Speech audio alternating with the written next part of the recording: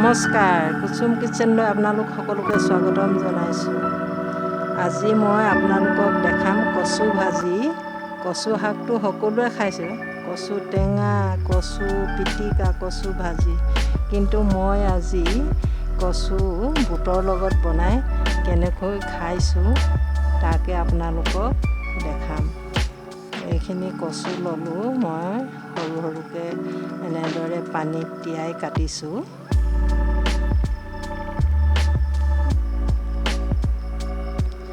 আৰু মোৰ এই ভিডিঅ'টো চাই আপোনালোকে কি কৰিব জানেনে? লাইক কৰিব, ছাবস্ক্ৰাইব কৰিব আৰু ভিডিঅ'টো শ্বেয়াৰ কৰিলে ভাল পাম। আৰু আপোনালোকে আপোনালোকৰ পৰিয়ালৰ লগতো, বন্ধু বান্ধৱীৰ লগতো শ্বেয়াৰ কৰে যেন। এয়া মই সৰু সৰুকৈ কাটি ল'লোঁ। খুৰি চব আছে, সৰু সৰুকৈ কাটি লৈছোঁ মিহি মিহিকৈ। তাৰপিছত পিঁয়াজ লৈছোঁ, এয়া বুট লৈছোঁ, লগত এই দুই এটা হেৰিও আছে, কটাৰী দিয়া মাহৰ গুটিও আছে। এয়া জালুক লৈছোঁ, তাৰপিছতে শুকান জলকীয়া এটা লৈছোঁ আৰু আদা ৰচুন বটা। একদম সহজতে বনাব পৰা ৰেচিপি আৰু ডায়েবেটিছ মানুহৰ কাৰণেও ভাল। মই ইয়াত আলু এড কৰা নাই।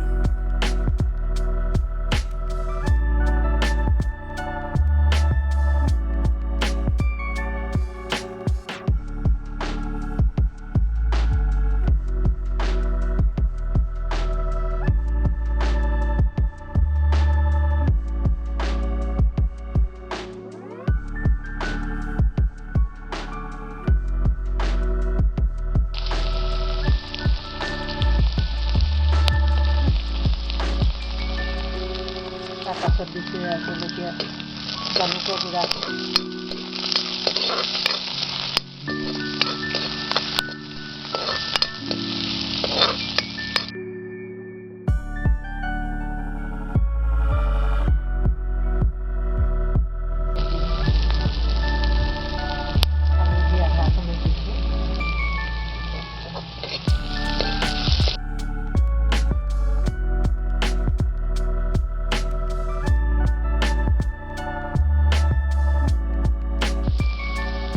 মছলা চছলা নাই দিয়া, মই আদা ৰচুন বটা অকণমান দি দিছোঁ।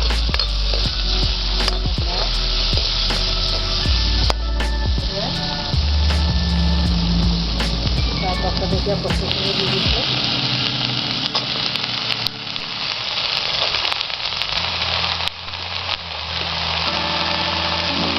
লগতে বুট কেইটাও দি দিছোঁ।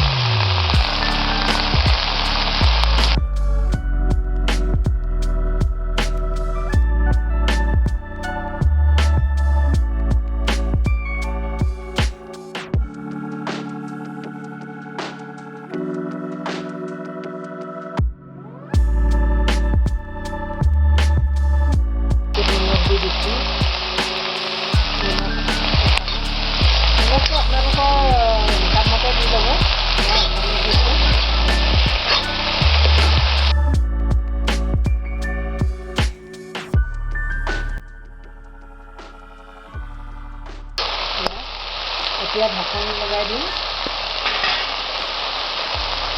অলপ সময়ৰ কাৰণে সিজিবৰ কাৰণে দি দিম।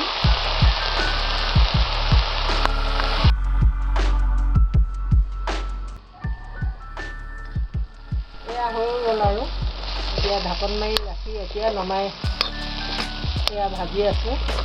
এতিয়া পানীটো শুকাই গ'লে আপোনালোকেও এনেকৈ বনাবচোন, একদম মানে গৰমে গৰমে খাব। মই যেনেকৈ বনাইছোঁ তেনেকৈ বনাবচোন, খাই ক'ব কেনেকুৱা লাগিছে, কমেণ্ট কৰিব। ধুনীয়া লাগিছে দেখিবৰ কাৰণে, নহয়নে? একদম চাটনিৰ নিচিনা, একদম মানে অলপ অলপ ঝালো আছে, খাবলৈ বহুত ভাল লাগিব। আপোনালোকে খাই চাবচোন কেনেকুৱা লাগে, এনেকৈ বনাই খাব। কমেণ্ট কৰিব, শ্বেয়াৰ কৰিব, লগতে ছাবস্ক্ৰাইব কৰি ৰাখি দিব। নতুন নতুন ৰেচিপি আপোনালোকৰ কাৰণে আগবঢ়াই থাকিম। ধন্যবাদ মোৰ এই ভিডিঅ'টো চোৱাৰ কাৰণে।